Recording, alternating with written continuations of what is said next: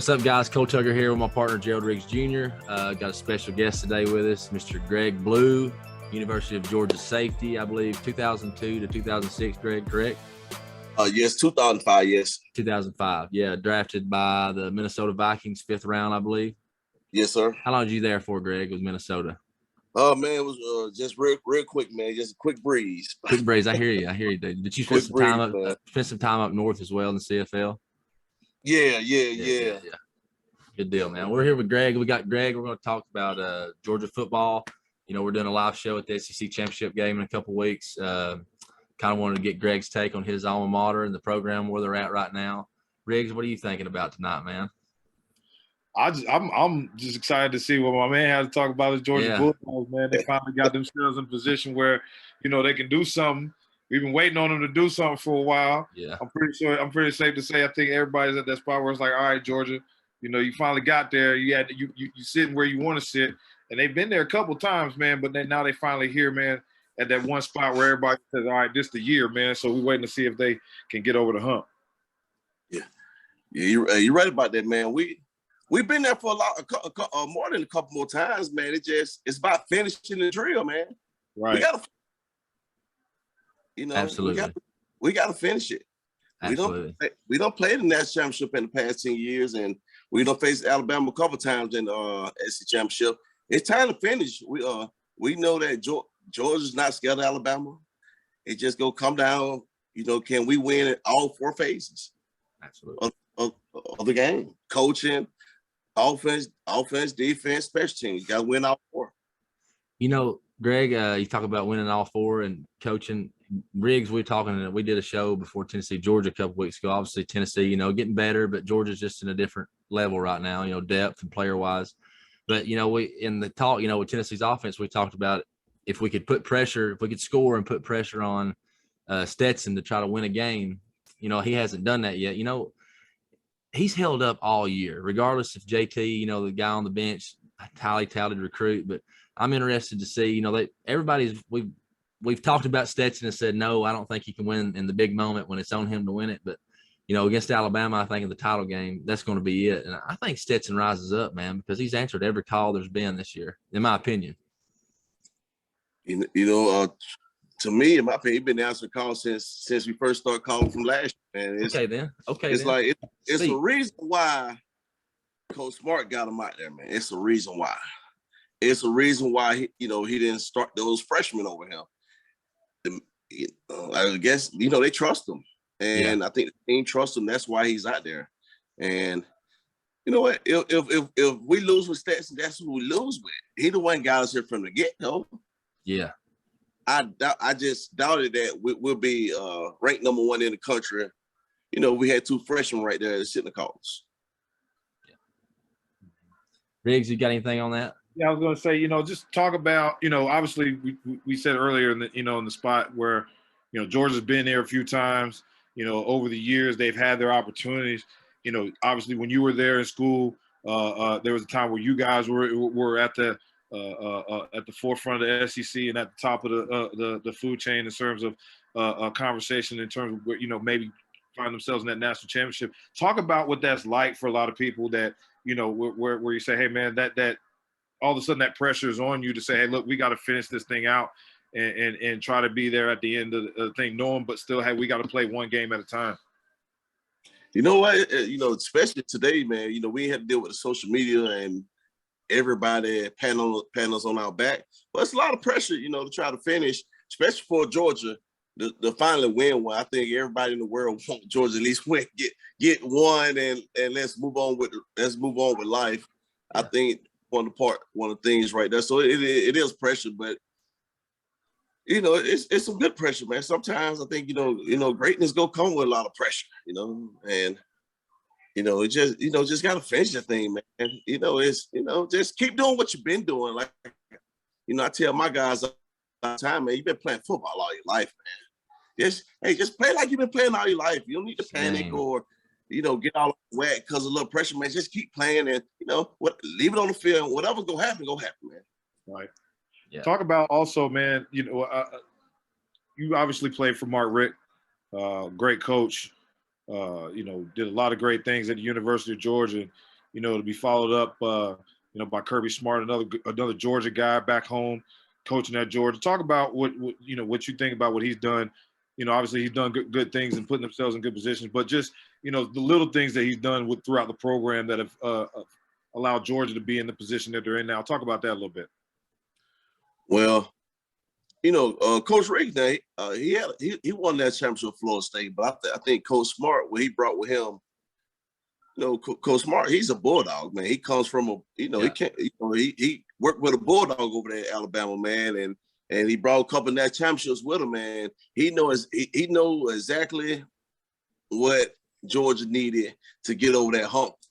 And, at first it started with recruiting, and, it's time to compete with the rest of the top other teams in the country, all over in recruiting, is it from facilities, whatever it is. But it's time for Georgia to compete with those guys. That's the only way it's going to happen. And you got to get, the best dudes.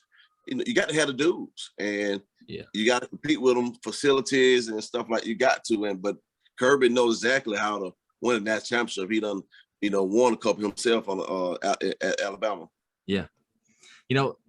Talking about he knows what to do, and he brings a couple of titles with him.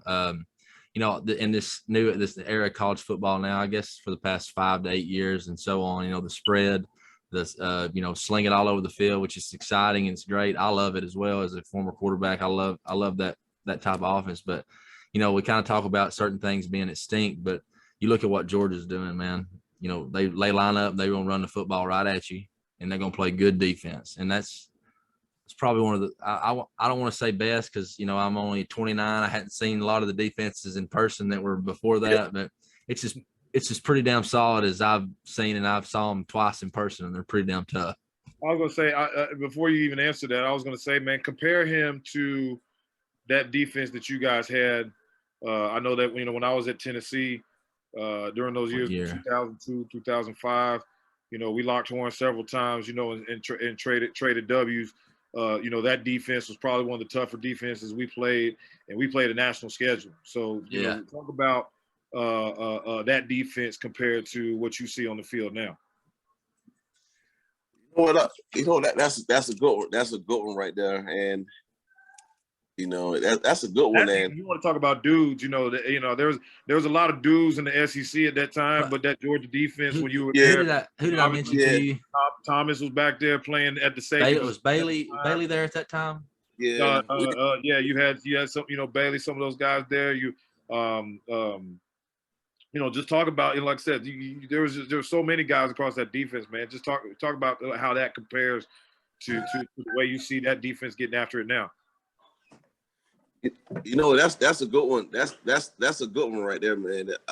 Man, we had some tough defenses back there, and football was different back then. Right.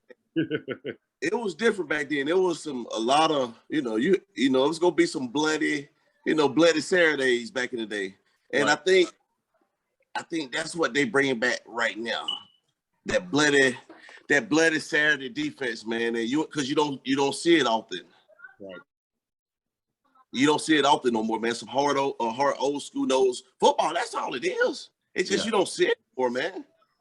And some old school hard nose football. You're because of the different rule changes and all the different stuff. It's very seldom that you see a team that has the discipline to go out there and play at that level, play with that level of intensity, that level of violence, but at the same time, keep it under control and not allow it to change the course of the game through penalties and different things like that. I think that's something that you rarely see. You see that with Alabama, what Nick has been able to do.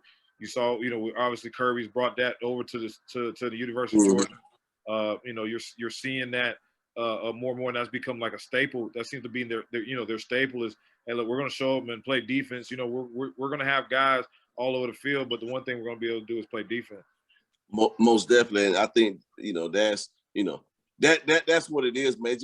We just not used to good old defense like that no more, man. And people talk so much about the offenses, and I always believe, man, defense, man. Especially if they got that scary quarterback back there, man. That's all. You just need a couple of dudes back there to put a little pressure on that quarterback, and you'll have a good defense. You just need a couple of dudes, and But that's what you're seeing right now, man. There's some violence out there, man. Them guys playing with violence. Banging. And, you know, they committed into buying into. They done bought into the coaches, man. They doing what the coaches teaching them what to do. They listen to the coach. You can just tell, man. It's 11 guys out there doing their job, doing their own job.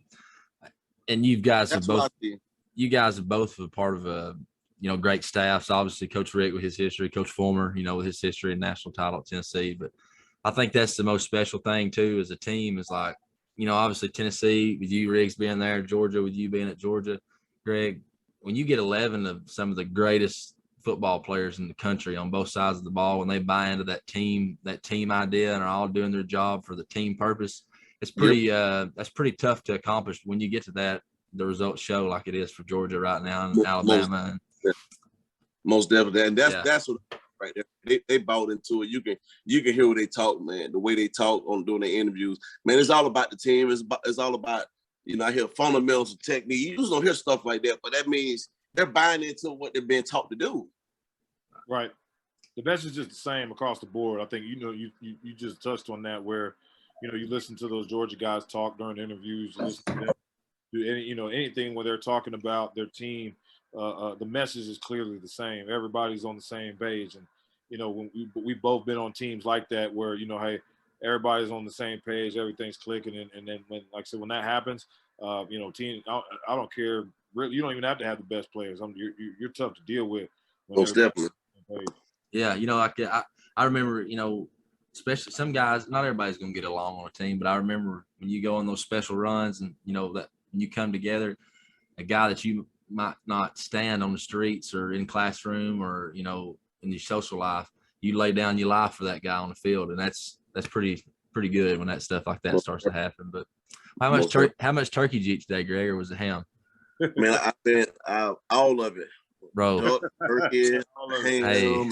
I've been sleeping since 3:30, bro. Hey, you woke up just to do this, and then going back to sleep. I woke up just to do this. Man, I'm telling you, bro. I've been full off one plate now, but it was a big old. Yeah, of course they buy those big old plates like that at Thanksgiving. Everybody's you have a big plate now. Yeah, how many plates do you have? I have one. I just had one. I just needed one today. I just needed one, but it was a big old one plate though. I heard that. Riggs, what else you got, man? You want to touch on with Mr. Blue here while we got him? Talk about obviously, we touched on how well Georgia's done this year and what they've done with their program leading up to, obviously the SEC championship. I'm pretty sure everybody's going to want to get your take, Greg, yes, on what you think. Obviously them getting ready to lock horns with Alabama for the fourth time or fifth time in the last 2 years, 3 years, I think it is. Between that SEC title, that first one, then the national championship appearance, and then there are other opportunities. Talk about that game coming up and what you see going forward for that.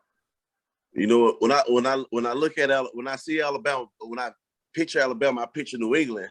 So the last time I saw New England losses with Philadelphia, man. But one thing, Philadelphia kept their foot on the pedal, man. They said, I think they was trying to put 80 points on them. That's the only way you go beat Alabama.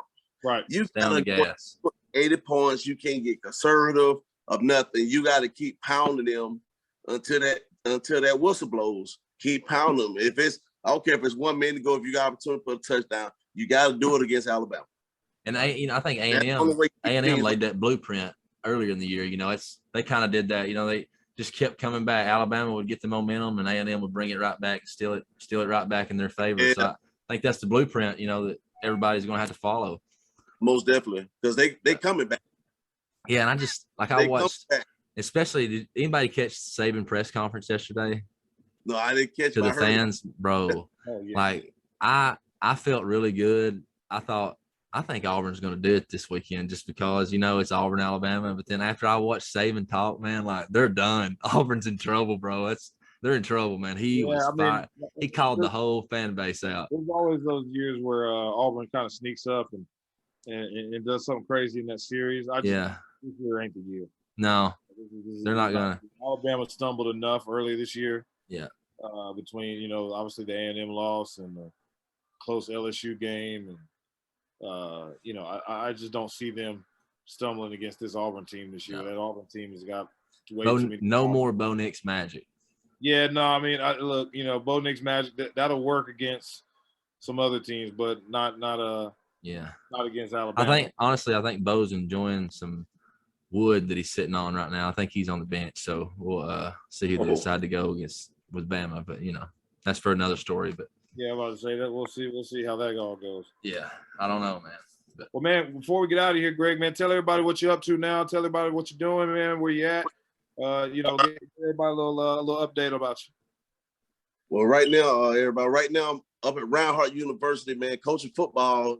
That's the only thing I love. I just love being around football. So this is what I'll be doing forever, man. So come check us out up in Waleska, Georgia, near Cobb County, Waleska. Come check us out, man. It's some good little fun, small college football up there, man. Come check us out, baby. Is there anything else like that, though? I mean, I know the SEC is one thing, but it's pretty special, that small college football atmosphere, isn't it? It is special, it is special. And you know what, to me, you got to learn how to you better know how to coach if you're a small college football, because hey, these players need all your help. They're not 4 or 5 star guys where they was born to make plays. These guys need all of everything you have. Yeah. You got to be mom, dad, the trainer, the financial aid advisor, the housing, liaison, anything, and teach them how to make plays. Yeah.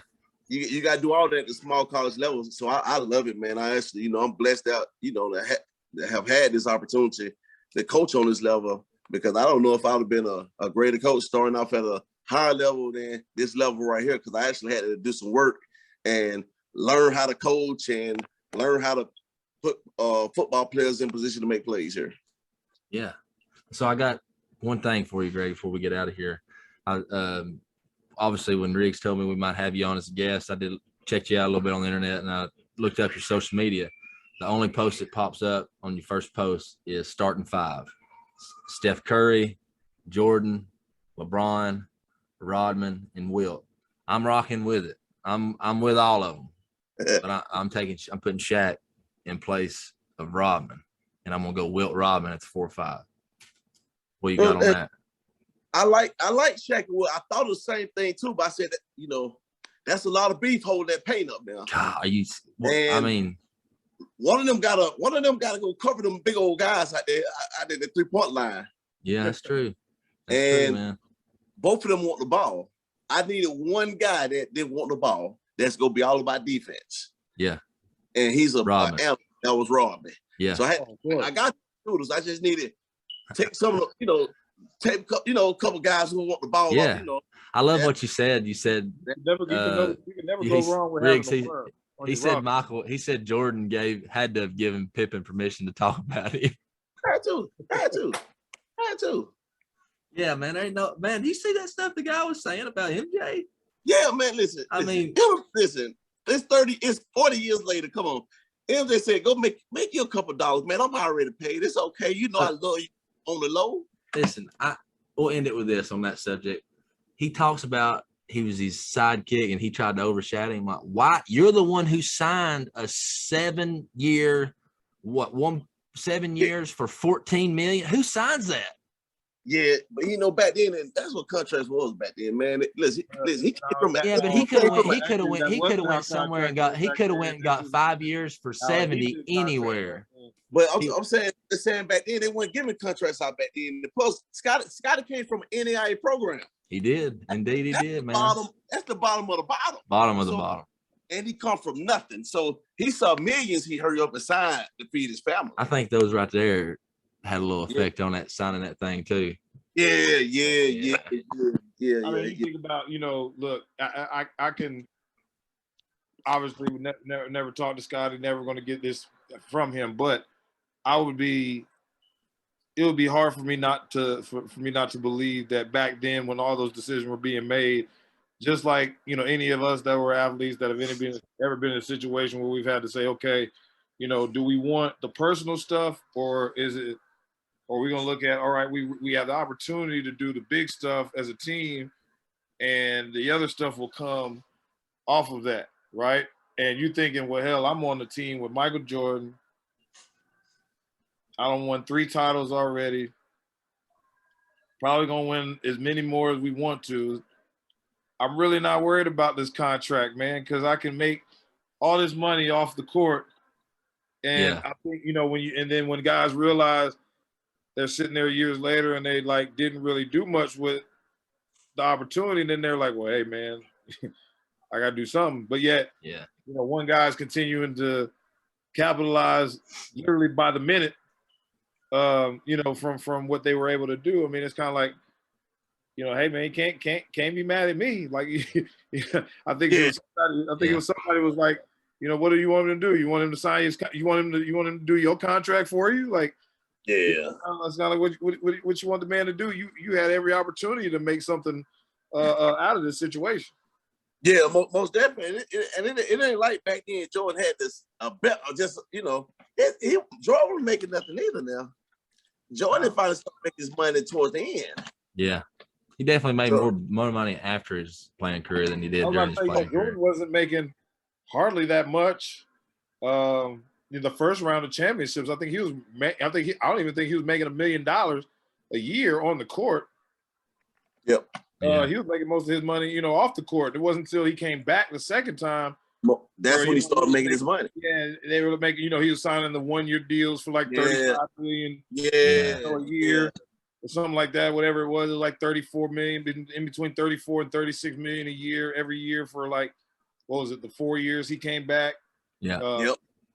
So, he wasn't really making that money on the court like that. So, it's kind of like, well, hey, Scotty, we're all in the same boat.